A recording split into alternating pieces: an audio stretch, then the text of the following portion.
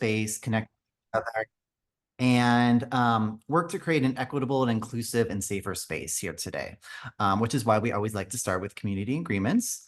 And really, these are intended to be dynamic and adaptable, but here are some ones that we typically like to share with the group. Step up, step back. So we just want to ensure that everyone has the chance to participate equitably. Assume good intentions. So, assuming, positive intent and really believing in the best of folks here. We're all here for the same reason, to learn about this important topic. And also with that, honoring everyone's diverse experiences here today. We all come from different backgrounds, different lived experiences, and just making sure that we honor and respect that.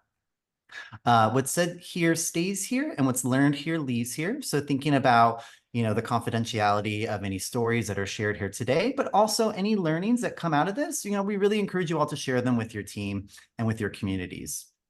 Expect and respect non-closure. All that is to say, we will be talking about a lot of different things today, and they won't be exhaustive. So just knowing that we may not get through everything, or we may not fully, sort of get to the conclusion of any one topic, but that's okay. And we encourage you all to continue to learn about these after the training. Be present virtually. I really appreciate you all taking the time out of your day, and just want to, honor the time that we're taking to be here. If you could turn off any sort of applications, really try and be present, participate, and respect the time of others. Use the chat box. We love it when you all drop emojis in there, ask questions, comments. So we really want to make that exciting and accessible to you all to participate. And then I just wanted to see if there's anything else missing here that we should add that we can all use to really ground ourselves in the space today. And if you would like to come off mute, or even just drop it in the chat, we can add anything to this list of community agreements.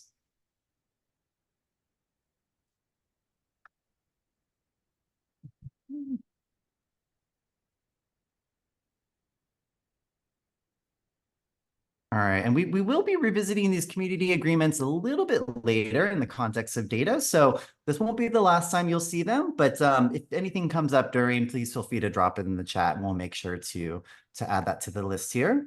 And with that, I would like to turn it over to Desiree to talk about our agenda and objectives for today. Awesome. Thank you all again for being here in community with us. Our agenda today, it is very jam-packed. And so we will do our best to make sure that everything is well presented and clear, and all of our learning objectives are met for today. Also, you don't have to worry about writing everything down. You are going to get these resources after today's training.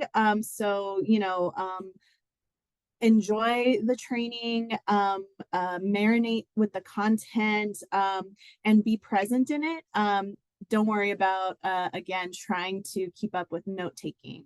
Our agenda today, we are going to start out with some of the basics. We're going to define privacy versus security versus safety.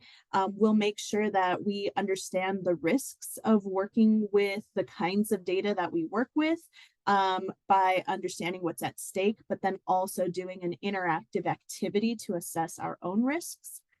We'll go over some cybersecurity best practices. We'll have a chance to put those practices in action here today. We will have time for you all to complete the post-event survey to give us some feedback and help us assess the quality and the effectiveness of today's training.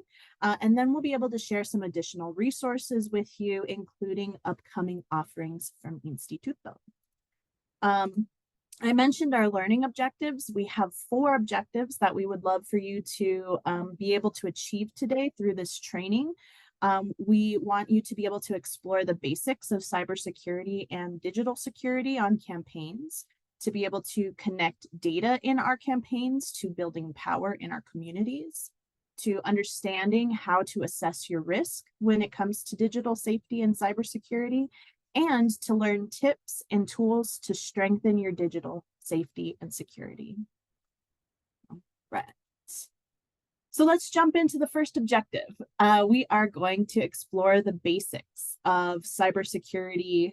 And this is why we're doing this, because you'll hear terms like cybersecurity, digital safety, data privacy. There are a ton of terms, and we want to introduce and simplify those terms and increase understanding. So when we're talking about privacy, there are a couple different terms we might hear: cyber privacy, data privacy, digital privacy. And again, these definitions are here. You don't have to take notes on them right now. You will get this slide deck. But what all of these have in common is it is about your right as an individual to determine how your data is collected, how it's used, how it's shared, how it's stored, how it's sold, etc. And these, again, are talked about as our rights. However, the privacy rights that do exist here in the United States are they're not exhaustive, right? They're very narrow and based on like very narrow definitions of how the data is being used or why it's being collected. We also have to, know that for-profit corporations are often having us sign user agreements that bypass some of these rights, or some of our non-enshrined rights to data privacy or digital privacy. I think the main point here is that we know that the US government has not protected our rights, or our communities historically, right? If not actively harmed our communities. So while we do want US privacy laws to reflect and protect our essential freedoms and rights, including our digital and data rights, we really need to be in the practice of protecting ourselves and protecting our communities, because I think that's where the most community care and the best practices are going to come from. Next, we will talk about security. So again, a bunch of terms you'll hear: cybersecurity, IT security, internet security, data security.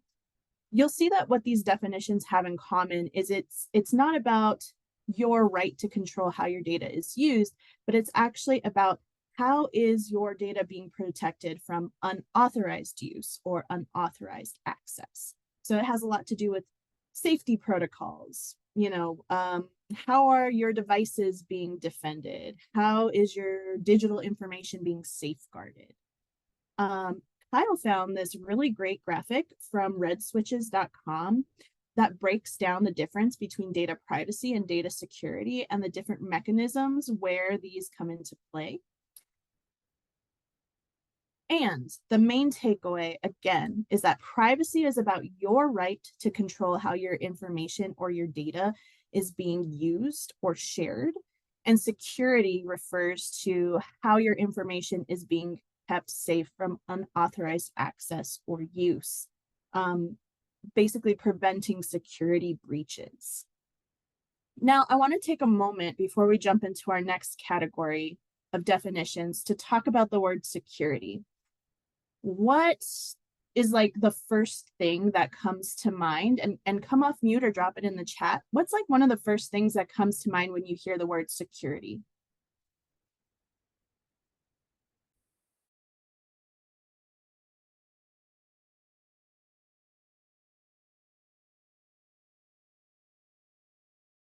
All right, I am seeing locks, safes, police, guards. Yes.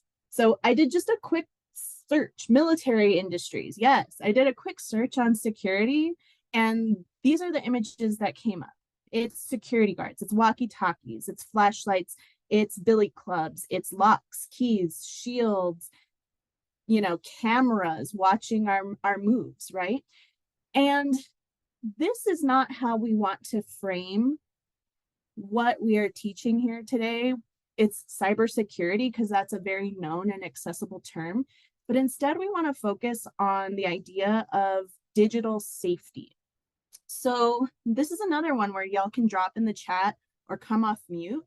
You don't have to answer all of these questions. You can pick one that speaks to you, but what makes you feel safe, whether that's in your personal life, in your digital life, in your work life? what are some things that come to mind when you hear the word safety?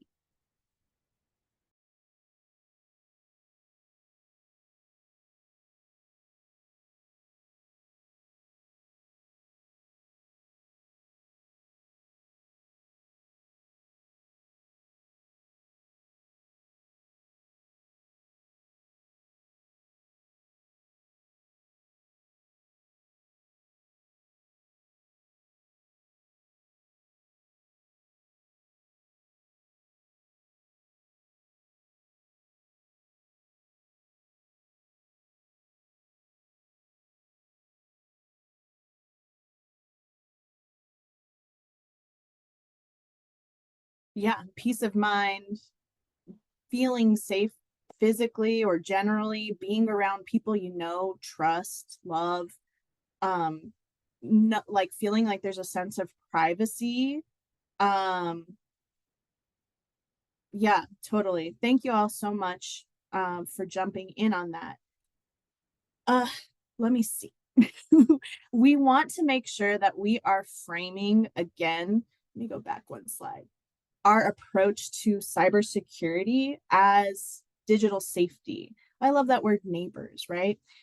The main takeaway here too is that when we're thinking security, prisons, guards, police, militaristic, right? We're what do those forces do? They are meant to protect wealth and property. Um, Feel free to shout it out or put it in the chat, but who is wealth or property generally being secured for?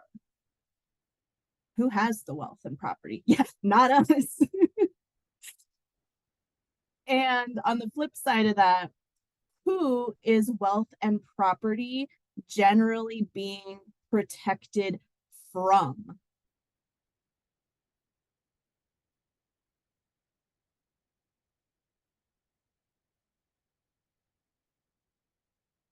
Yeah, us. Exactly. So again, by reframing cybersecurity to talking about digital safety, data safety, cyber safety, we really want to put those feelings of safety that y'all talked about that have to do with our physical bodies, our mental and emotional well-being, our communities, and our loved ones. We want to put those people and those relationships at the center and not wealth and property. So we'll be talking about cybersecurity in that way today. And I will pass it to Kyle now to talk to us about data and its relationship to building power. Great. Thank you, Desiree. So Desiree did a really wonderful job in grounding us in some of the kind of bigger definitions and concepts around safety, security, and privacy. And just wanted to take a moment to align this specifically with data, right? Which is often a big part of this conversation today. So why data, right? Why is data important to helping us build power, and how does it relate to our electoral and advocacy campaign work? These are just some questions that we like to think about internally, and we also encourage y'all to think about these too, either personally or professionally, in helping to understand, sort of why data is necessary and why it's important to building stronger campaigns and advocacy work. Thinking about how we are engaging with our communities. Are we making progress towards our goals? Data shows up in many aspects of this work, and it's helpful to really, again, reflect on these questions and think about the reasons for why we are collecting data. So we talked a little about the why, but now sort of the what's, right? So what kind or which kinds of data, right, are we specifically focusing on, and how does it intersect with our electoral campaign or advocacy campaign work? So gathering data on, from, and with our communities, right, is an important process to help inform this work and build powerful and effective campaigns. And it shows up in our electoral campaigns in a variety of ways, right? It can be around voter registration and IDs, voter history and propensity, so how often folks are voting on each election, or even candidate IDs and voter sentiments. Or it could show up really in our advocacy campaigns, thinking about indicators of social, physical, economic, or well-being information. So an example is if I was running an advocacy campaign to increase city funding for housing within a specific neighborhood, I might need to ask questions and collect information around, socioeconomic status, data around housing characteristics, contact information, demographics, right? And all of this data is incredibly important to helping us tell a story and build more impactful campaigns, but we also really need to understand the sensitivities around this data and the importance of keeping it safe. Next slide, please. Thank you. So why data safety, right? I mean, we said that, we need to collect, access, and really use this information from our communities to do all of those things. And really, I think a question here is like, what is our obligation in return, right? And really the obligation around practicing data safety. And we can do that in a way that is centered on community care that will really help us to redefine this idea of cybersecurity in a way that is holistic, it's organizer-centric, it's intersectional. So it's not just about our campaign, but is really focused on the whole person and the intersections around race, gender, class. It's trauma-informed, so we can think about the ways that we are collecting data. And if we are re-traumatizing our communities or perpetuating any harm by collecting that data. And then it's also ways to center it on power over paranoia. So instead of being concerned about data breaches that are ruled by paranoia, really thinking about being more focused on the power and community care and harm reduction around that data. Again, these are just some good questions to think about, different approaches to thinking about data safety.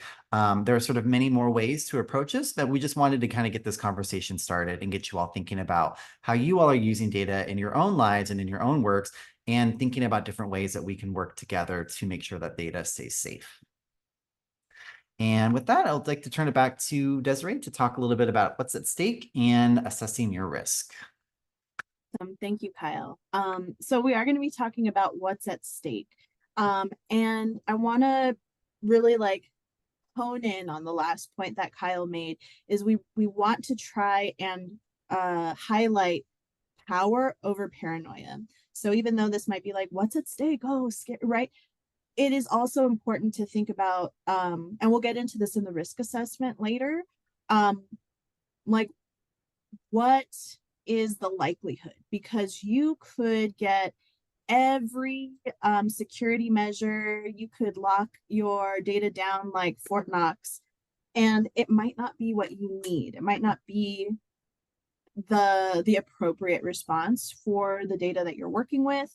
The important part is to think about your community, what information you're collecting, and who you need to protect with your data safety or digital safety. So let's jump into the what's at risk, what's at stake, but also kind of keep that lens. All right. So when we're working with electoral campaigns, a lot of the time we are working with the voter file.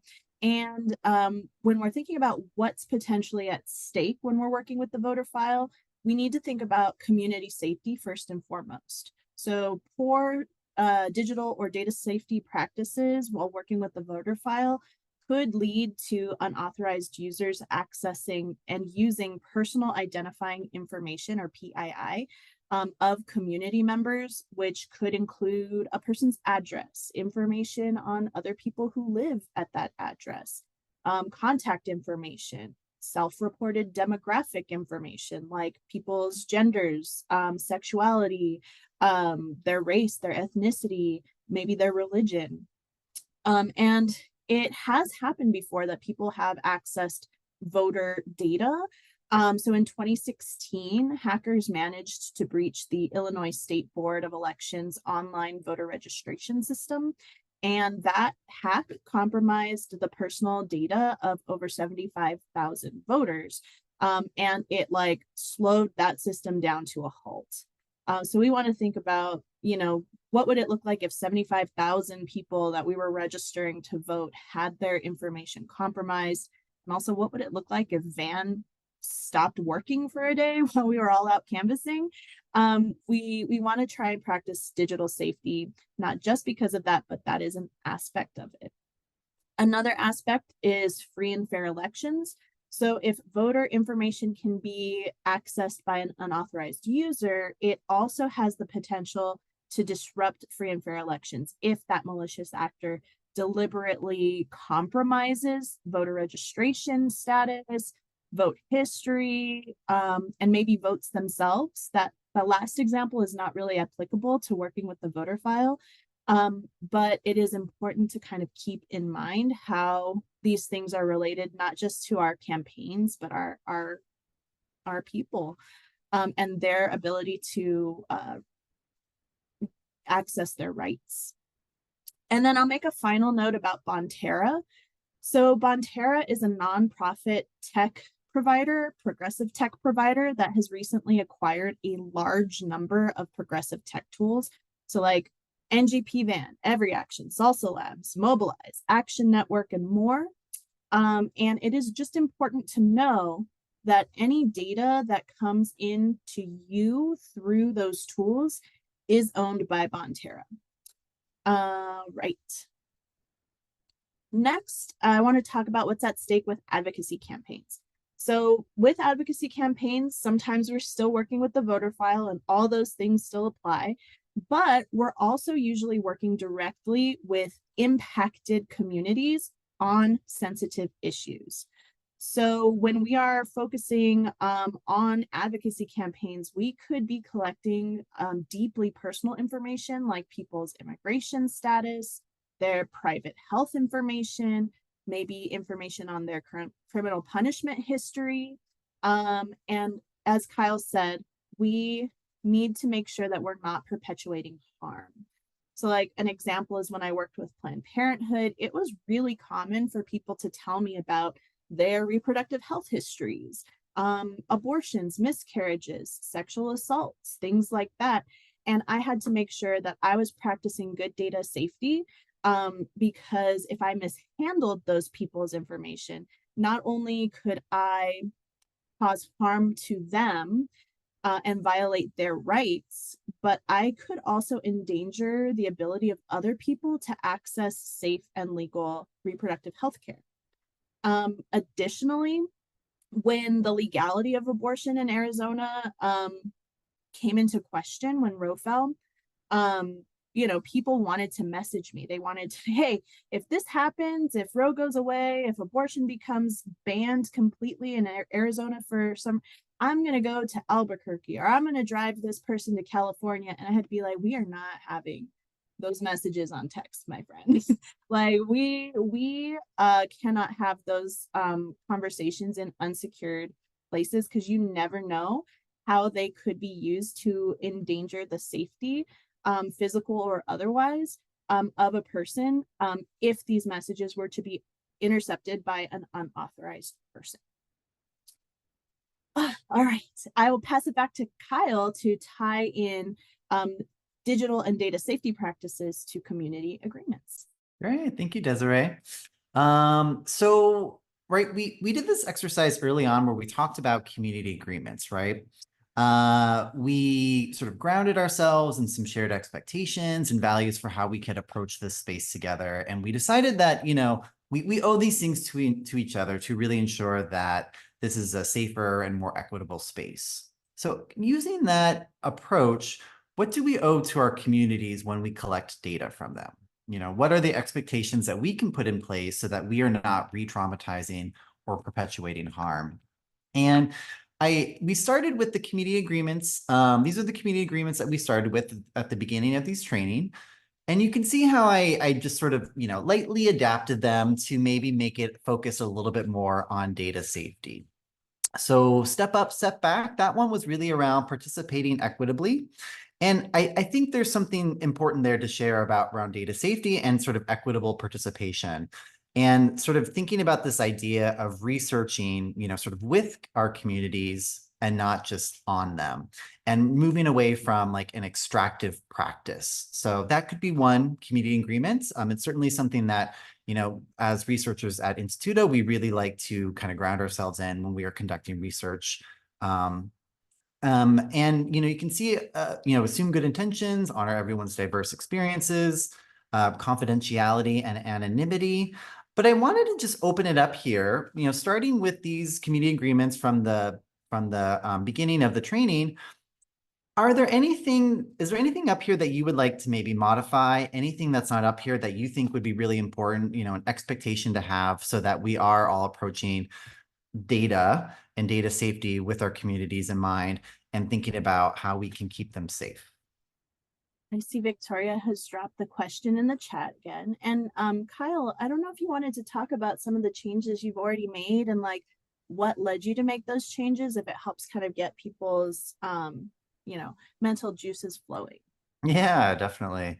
So I sort of thought about the expectations that we identified earlier and how we can all approach this training here, and making sure that, again, we have sort of like equitable participation. We are making sure it's a safer space for us to share, to participate. So thinking about almost like the root of that agreement, and then how that idea could really be applied to data practices, right? To making sure that we're keeping folks safe and that we are ensuring the safety of really sensitive information that we are collecting from our communities to be able to support our electoral advocacy campaigns, or even just our work generally in our organizing. So for example, what's said here stays here, what's learned here leaves here, right? I was thinking about that. And one of the things I thought about is like, okay, confidentiality and anonymity, right? We want to make sure that folks feel comfortable to share. So I thought a good sort of like little nugget from that I really want to sort of take away from here, and how I sort of collect data and honor the safety around people's data, is thinking about confidentiality and anonymity with any data that we collect. And you can continue to think about these too. Again, these, like I said, one of the things around expect and respect non-closure is that we don't always have to, sort of leave right now with sort of definitive community agreements. I'll be incredibly excited if you all continue to think about these even after the training, and think about the different ways that you all, internally or even personally, can really think about keeping data safe, keeping your community safe, and not perpetuating harm. So just some, oh, great. We have a code of conduct and designees at every meeting, but I'm not sure. Yeah, code of, so yeah, I mean, I think designees at every meeting and code of conduct, again, that's just another way to, to me, that's, really a wonderful, like sort of general community agreement in terms of how you interact with folks, how you engage with communities. And there's a lot of ways to approach this. And I think we'll do a risk assessment in just a little bit that I think tailors this a little bit more to your kind of individual experiences, your work, your organizations. So it can be really approached in a variety of ways. But the point here is that, we talk a lot about how we want to show up to the space today, and really sort of honor everyone and honor everyone's participation and lived experiences. And I just want to encourage everyone here to like take that same sort of approach and really apply it to data safety. Okay, so now we are going to do a risk assessment. So, digital security, digital safety, cybersecurity, all of this can kind of seem overwhelming at first. And often we'll sort of read or hear about the need to have like a special technical expert, or someone who has been doing this work for their whole career to really help us like do a risk assessment. But really though, this all can be done, we all can do this ourselves and get really the process going. And the first step to improving our digital and data safety and security means figuring out what your own risks are and making a decision about the tools and techniques that you're willing to learn to use to protect yourself and those around you. And really what this is called is essentially a risk assessment or a threat modeling. And this is a framework here that we're sharing. It's one that was developed by Digital Security for All, and it just helps to facilitate a risk assessment process. And this requires you to sort of ask yourselves the following 5 questions. So the first one being, what do you want to protect? If it's data, what types of data do you want to protect? Who do you want to protect it from? How likely is it you will need to protect your assets? So again, thinking about any sort of risks around um, who might want it and how likely it is that they might gain access to it and what they would do with it, right? So how bad are the consequences if you fail? And then lastly, how much trouble are you willing to go through to prevent those negative consequences? And Desiree and I are having an interesting conversation about this question, how much trouble? And I think we can think about this in a couple different ways, right? One is sort of think about trouble as maybe how much like sort of friction or effort are you willing to go through to protect a particular asset or piece of information. But the other part of this is like, is that effort worth the outcome, right? We could have the most sort of like secure kind of database, in the world, but is that really what we need in a particular situation? And will all of that effort, resource, and sort of capacity into getting that super secure database, will that take away resources from somewhere else that maybe could be better served? So this is a helpful process, and it's something that you can continue to revisit to assess risks and better understand any opportunities for kind of mitigating some of that risk. So we're going to do our first exercise here, and it's going to take about 10 minutes. What I would like you all to first do is take about 5 minutes to yourselves. You can sort of write this down on a piece of paper, you can journal, you can type it out, but I would like you to think about those questions and respond to them in a specific situation in your personal or professional lives. So thinking about what kinds of data, right? Um, do you want to protect? From what or who do you need to protect? Or sorry, what or who do you need to protect? From, who from do you need to protect the data? How likely is it that you need to protect your assets? What's the consequences if you fail? And then how much trouble are you willing to go through? And again, these could be adapted, specifically if we want to think about VAN, what could the impacts be to your community or campaign if an unauthorized user access your VAN data, right? Or how could this impact your community in your campaign if your sort of supporter data or constituent data was accessed by an unauthorized user, right? So there's a lot of different scenarios we can use here, but let's just take 5 minutes. You can jot down responses to those questions. When you are done, if you could drop a 1 in the chat, that would be super helpful, because we are then going to do another 5 minutes for you all to pair up in breakout rooms, share with your breakout room partner, and then we'll come back as a group and do a debrief. All right. So we've talked about why we need to practice digital safety, data safety, cybersecurity, and now we're going to talk about how.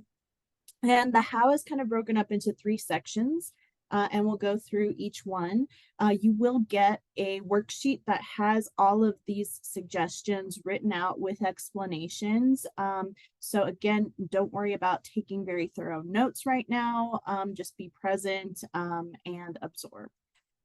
The first section that I want to talk about are passwords and passphrases. So you want your passwords or passphrases to be a minimum of 14 characters long. You want longer passwords because it will take longer for a software to go through all the possible permutations of what your password or passphrase could be, aka it's tougher to crack. Same thing with why you want a combination of letters, symbols, and spaces and numbers in your password or passphrase. And you want something that's randomized. You don't want something that somebody could easily guess if they knew something about you. I also have been saying the word passphrases. You may or may not have heard of passphrases before.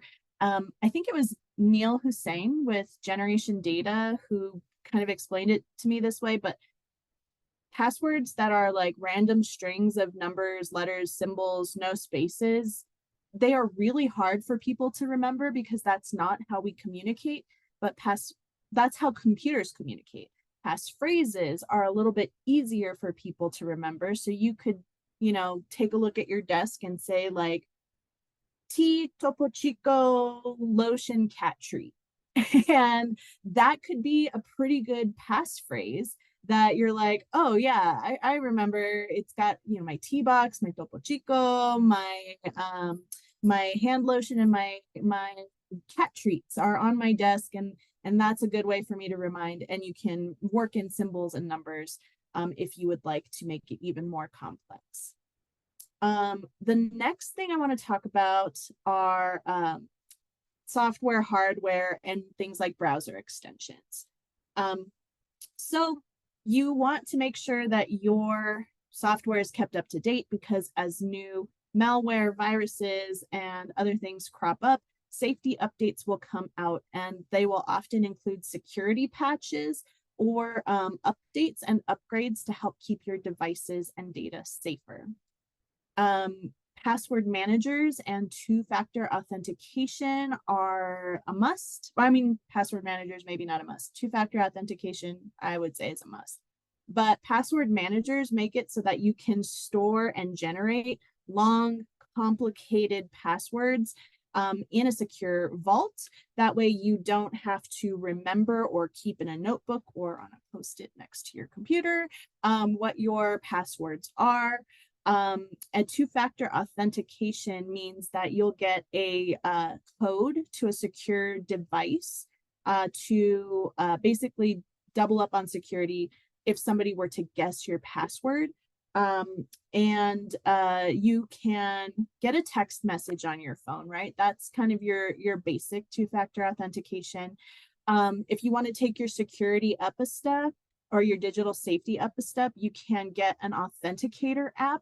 And the difference between that and the regular two-factor authentication is it is a passcode that is generated locally on your device. It's not being sent over unencrypted SMS. And then the third kind of option, which is this, you'll see these little USB looking devices, is this is a YubiKey, but a two-factor authentication key. And that is even more security because it requires like a physical component for your two-factor authentication. Next, encrypt your devices. So this is just a screenshot of what it looks like to encrypt my laptop.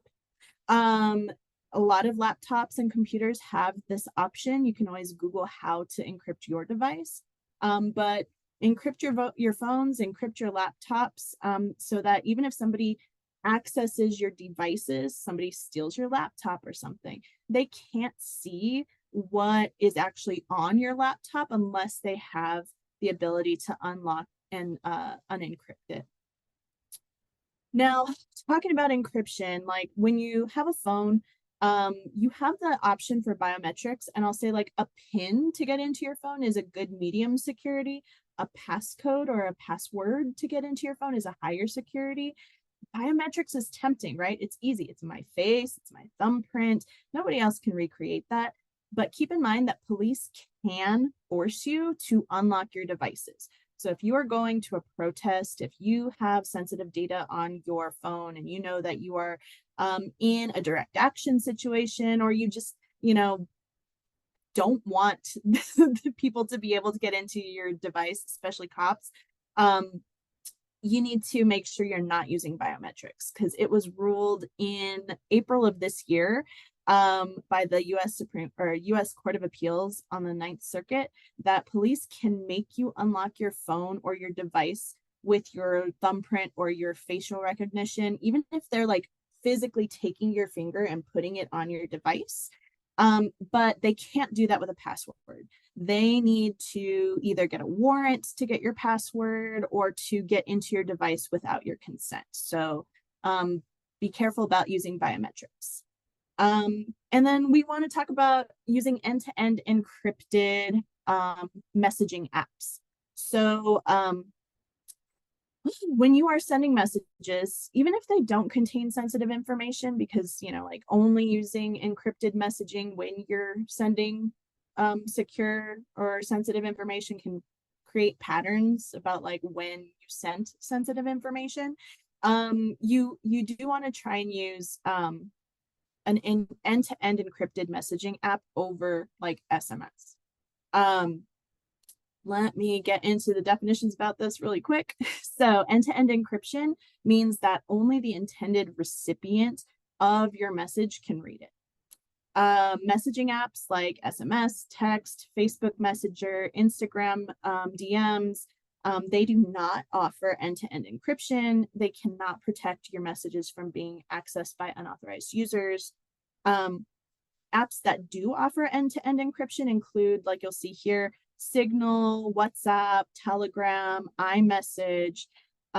We actually at Instituto, we use Signal, and I recommend Signal.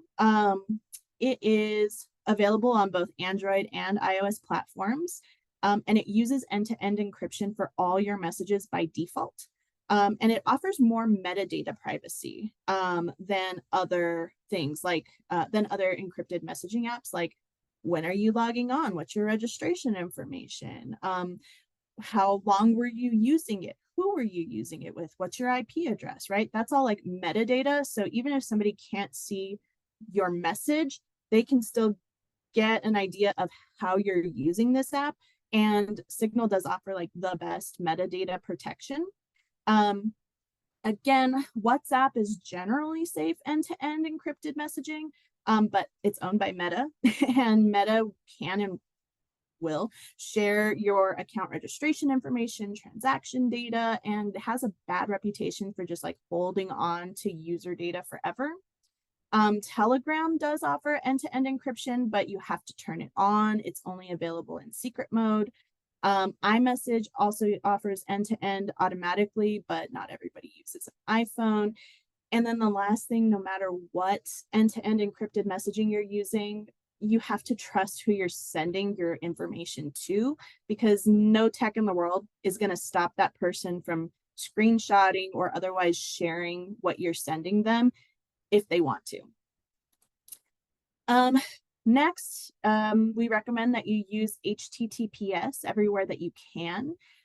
It's basically the way that your the web server is calling the website that you're visiting, or your browser is calling the website you want to visit. And HTTP means that it's calling it on an unsecured line, but HTTPS is like an encrypted line. You can use an extension in your browser like Smart HTTPS to switch to HTTPS protocol automatically. And it's not going to prevent unauthorized users or your internet service provider from seeing like your activity online, but it can help secure, what you're doing on that website, or it's basically stopping people from eavesdropping on your call to the website. Lastly, I want to talk about VPNs. So if you like to work from coffee shops or public co-working spaces, or you just don't want your internet service provider to be able to see what you're doing online and what websites you're visiting, use a VPN. It is a virtual private network. It offers encryption of your internet traffic, similar to how end-to-end encrypted messaging offers encryption of the messages that you're sending. It means cyber attackers can't compromise your connections, even when you're in an unsecured public network, and that your internet service provider can't spy on your internet activity. The last section is administration and logistics.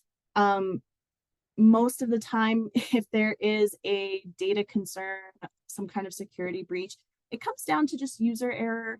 We're human. There's always going to be a human element with how we're using data. So just make sure that you're storing sensitive data in a folder with limited user access. That might mean you have to find all of your sensitive data and move it. Delete users or revoke their access to your tools and your databases as soon as they are no longer working with your organization. Delete sensitive data when it's no longer required. And if you have to ethically collect sensitive data, code it. You might be running a campaign to provide services for folks who are undocumented, and you have to know who's documented and who's not. but you don't have to put that in your database. You can make that survey question, what is your favorite ice cream flavor? And then what are the answers? Vanilla, chocolate, strawberry, right? And if somebody subpoenas or like gets a legal order to see your data, they still aren't going to know what the content of your data is. Sorry, I just dropped my phone. They're not going to know what the content of your data is. And so you can add that extra layer of security for your community. And now I'll hand it back to Kyle for an activity. Awesome. Yeah, no, thank you so much, Desiree. Just shared a ton of really great tools and systems and applications that we all can use to provide and enhance our digital safety. And now I want to just spend a few minutes and give you all some homework, but also an activity. And I would love you all to pick at least one thing that you would like to do immediately to enhance your digital safety. So thinking about all the things that Desiree shared, whether it's taking off biometrics to log into our phone, using a VPN, thinking about different messaging applications or software such as Signal, or maybe it's something that we didn't have on this list that you just thought of, throughout the training. What's one thing that you would like to do immediately to enhance your digital safety? And then the second part of that, what's one thing that you would like to do this week or in the coming, next couple of weeks to enhance the safety of your organization and your organization's data? And we'll just spend a minute or two here, but would love it if folks would like to come off mute, drop in the chat, and share with us, some of the things that you would like to implement to enhance your digital safety.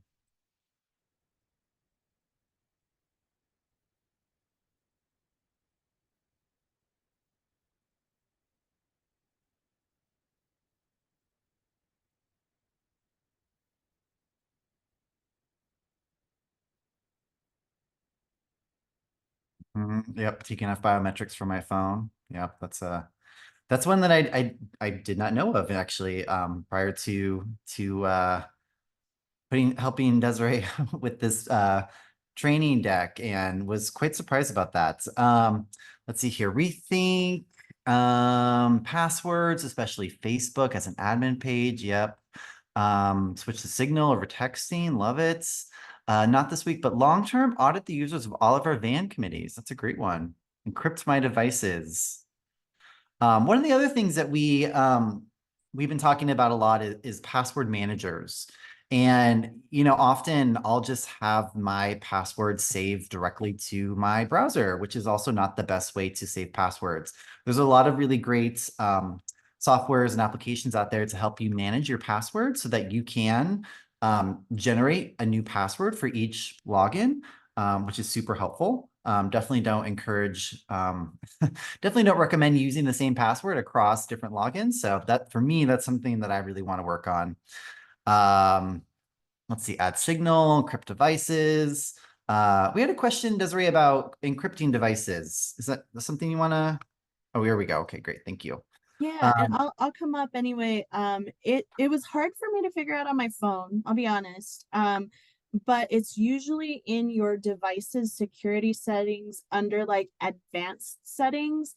And if it doesn't say like encrypt device, it may be a little bit harder to understand what your device is saying. So it might just take some Googling, some, searching, some looking at your user manual for certain devices. Sometimes it can be complicated.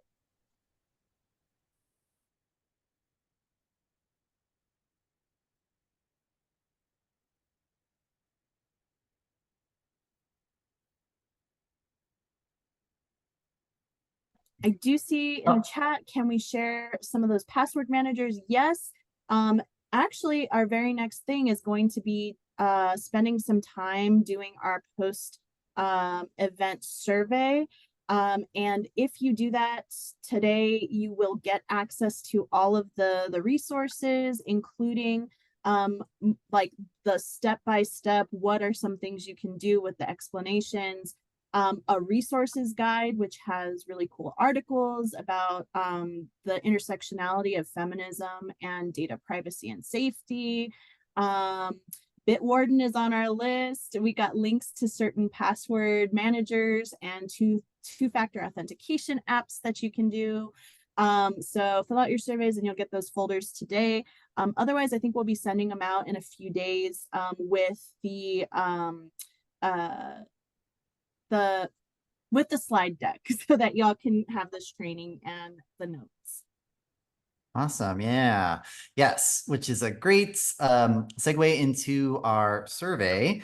So we're the data and research team, so we're a little biased, but in general, feedback is really important to us at Instituto because it really helps us to improve our practices, continually to get better and really guide our programs and training because we want to make sure that we are always creating programs and learning experiences that reflect the needs of our communities. So without hearing from our communities, right, it makes it a little bit more challenging to really understand what are the needs, gaps, and sort of aspirations around things that you all would like to learn about. So we would love it if you could spend 2 minutes. It's a really short survey. You can scan the QR code right there. I'm also going to post in the chat a link.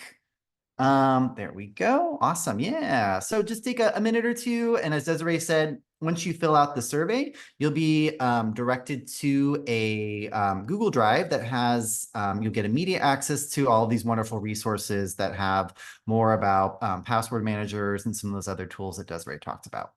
All right. Well, thank you all for taking that time to fill out the survey and provide us with your feedback. We're always incredibly grateful. And yes, in case you didn't hear, we will be providing a link in the chat with access to the folder with all those resources too. And I'll turn it back to Desiree. Thank you.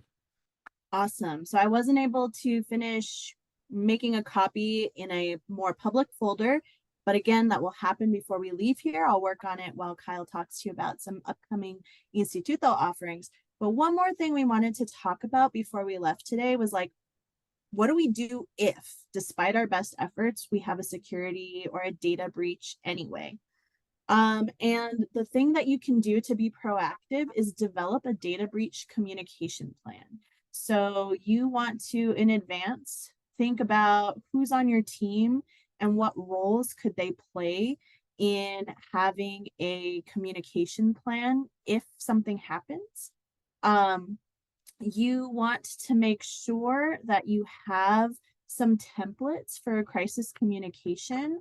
You want to make sure that these things are all hard copies, as well as somewhere online in case the type of data breach that you have means that you can't get to your devices, or you can't use your network, or you can't use your like Google Suite, for example. You want to be transparent about what happened, especially with the people who are impacted. And then you want to revise your risk assessment and management plan. Best advice is to get all the information you can about what has happened, to keep your stakeholders and again, your impacted community members informed and up to date. And then you also want to make sure that you're doing the risk assessment, you're figuring out how it happened, how you can prevent it from happening again, and then share that information with the impacted people too, so that they're getting information, they know what happened, and they can trust that you're taking steps to prevent it from happening again. All right, pass it to Kyle to take questions while I work on getting you all those resources. Yeah. Any questions that came up, or maybe not even a question, but anything else you all want to share? I mean, I'm loving it. You all are putting such great stuff in the chat, and I love that we can all learn from each other around this topic. But anything that's come up, any wonderings, or anything you just want to share with the group, please feel free to come off mute, or you could continue to drop it in the chat. I have a question. Thank you, Desiree and Kyle, for all the things. Like, if I'm gonna just start, like, donde, like one thing, like, what do you recommend, like, top, or like the top 3 things to do that are kind of like an easier lift to do? Great question, Victoria. Desiree, did you want to take that, or would you like me to jump in. Yeah, I think the easiest things we can do are manage our passwords more safely. I think switching communication to an end-to-end encrypted messaging app is also pretty simple. And turning on two-factor authentication.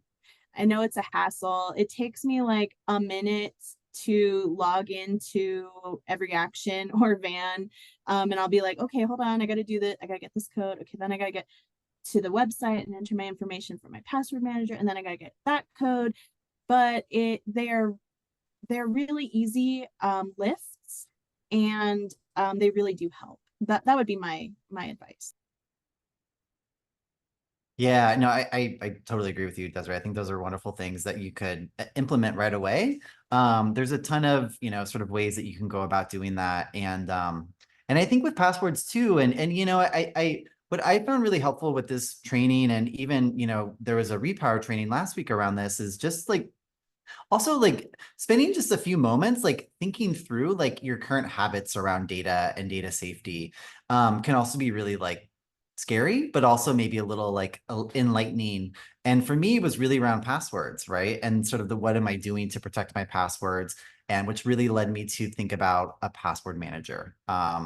So I really love just spending a few moments even thinking about some of your habits and how you can maybe sort of modify them through those three little, different lifts. Yeah, thank you so much. Yeah, no, thank you. All right. If there aren't any other questions, we just have a few final slides here and I'll close this out. So just wanted to, again, thank you all for coming here today. This is one of, many different trainings that we do throughout the year here. We have a really wonderful, robust calendar that our amazing comms and digital team puts together that's up on our website. So we encourage you to go to the website, check out the calendar, see what's coming down. We are currently doing some harvest trainings that happen every Monday. We still have some communities of practice that we're doing. We have a data community of practice that happens every Monday.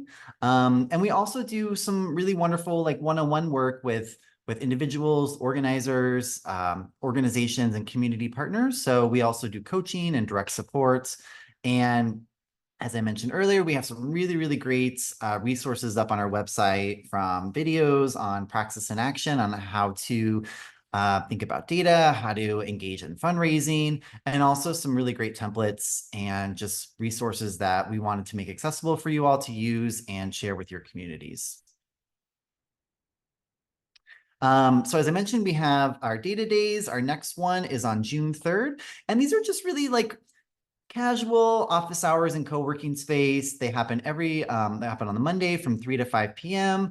You can hop on any time, ask questions, provide guidance or expertise, share, be in thought partnership with each other, and just brainstorm ideas on how to address anything that you might have questions on with regards to data or research. So want to invite everyone to come and join and be in community with us and think through these questions around data, data security or privacy, or research as well. And you can scan the QR code here to sign up. You can also sign up on our website.